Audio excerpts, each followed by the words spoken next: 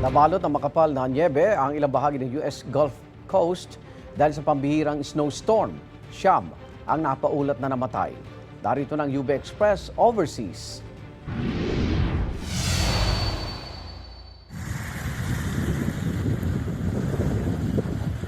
Binalot ng makapal na snow ang dalampasigan ng ilang beach sa Florida sa Amerika.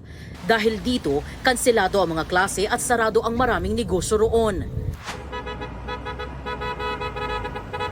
Sa Georgia, mayat-maya ang busina ng mga sasakyan para maiwasan ang disgrasya sa gitna ng makapal na snow sa mga kalsada.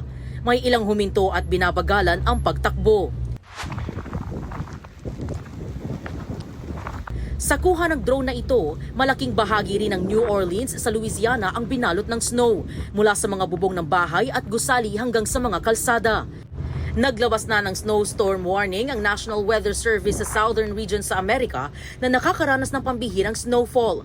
Nasa 31 milyong residente ang apektado. Siyam ang napaulat na nasawi base sa local reports. Ito ang unang balita. EJ Gomez para sa GMA Integrated News.